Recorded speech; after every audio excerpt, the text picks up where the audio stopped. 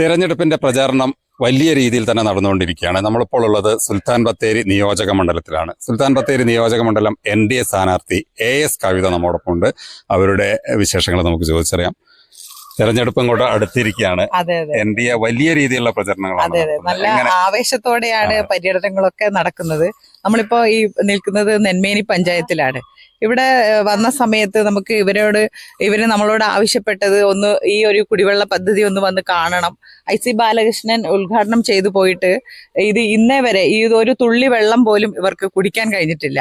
ഇവിടെ ഇത് നടപ്പാവില്ല, ഇത് ചെമ്പറവുള്ള സ്ഥലമാണ്, ഇവിടുന്ന് നല്ല വെള്ളം ലഭ്യമാവില്ല എന്ന് ഈ കോളനി നിവാസികളും, ഈ കോളനി മാത്രമല്ല തൊട്ടടുത്ത് വേറെ ഒരു 40ഓളം കുടുംബങ്ങൾ താമസിക്കുന്ന സ്ഥലമുണ്ട്. അവർക്കും കൂടെ വേണ്ടി ഉപകാരപ്രദമാകുന്ന രീതിയിലായിരുന്നു ഈ കുടിവെള്ള പദ്ധതി നിർമ്മിച്ചിട്ടുള്ളത്. പക്ഷെ അതൊന്നും വകവയ്ക്കാതെ ഇവിടെ കോൺഗ്രസിന്റെ ഒരു മെമ്പർ ഉള്ള സ്ഥിതിക്ക് ഇവിടെ തന്നെ വേണം അത് കുടിവെള്ളം ലഭ്യമാവുമോ.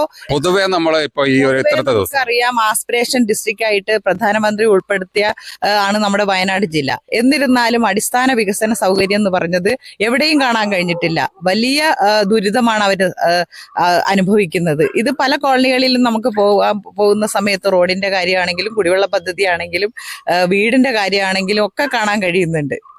ഏകദേശം ഇപ്പോ നമ്മുടെ സുൽത്താൻ ബത്തേരി നിയോജക മണ്ഡലത്തിലെ ഒരു പകുതി സ്ഥലം സന്ദർശിച്ചു കഴിഞ്ഞു. അതെ. ഉള്ളൊരു അനുഭവം എന്താണ്? അതെ, കൂടുതലായിട്ട് നമുക്ക് അറിയാൻ അവര് നമ്മളോട് ആവശ്യപ്പെടുന്നത് NDAക്ക് മാത്രം കഴിയാവുന്ന കുറെ കാര്യങ്ങളുണ്ട്.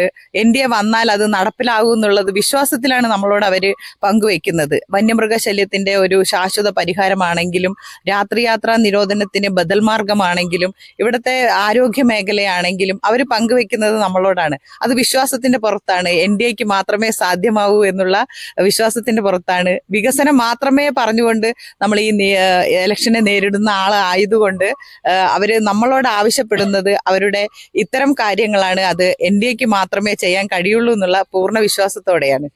ജനങ്ങളുടെ ഒരു പ്രതികരണം എങ്ങനെ, അല്ലെങ്കിൽ വോട്ടർമാരുടെ ഒരു പ്രതികരണം എങ്ങനെ? അതെ, ജനങ്ങള് നമ്മുടെ പ്രവർത്തകർ മാത്രമല്ല വിവിധ രാഷ്ട്രീയ പാർട്ടികളും എന്നെ ദിവസവും വിളിക്കാറുണ്ട്. ഈ പ്രാവശ്യം NDA വരട്ടെ, 2 UDFനെയും LDFനെയും വഞ്ചിക്കപ്പെട്ട ആളുകളാണ് ഈ വിളിക്കുന്നത്. അതുകൊണ്ട് ഈ പ്രാവശ്യം NDA അധികാരത്തിൽ വരാൻ എത്രയോ ആളുകൾ ആഗ്രഹിക്കുന്നുണ്ട്. അത് ഈ പ്രാവശ്യം സാക്ഷാത്കരിക്കുക തന്നെ ചെയ്യും.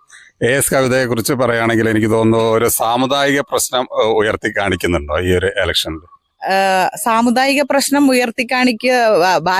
NDA ഉയർത്തി കാണിക്കുന്നില്ല, മറ്റ് രാഷ്ട്രീയ പാർട്ടികൾ അത് കാണിക്കുന്നുണ്ട്. പക്ഷെ എന്നെ ഇവിടെ 2 ടേമിലും മണ്ഡലം അധ്യക്ഷയാക്കിയതും ഒരു സംവരണത്തിന്റെ പേരിൽ ഒന്നുമല്ല. എത്രയോ ശക്തമായ ആളുകളും എക്സ്പീരിയൻസ് ഉള്ള ആളുകളും ആണ് നമ്മുടെ ഭാരതീയ ജനതാ പാർട്ടിക്കുള്ളത്. എന്നിട്ടും എന്നെ ഒരു സംവരണത്തിന്റെ പേരിൽ ഒന്നുമല്ല 2 ടേമിലും അധ്യക്ഷയാക്കിയത്.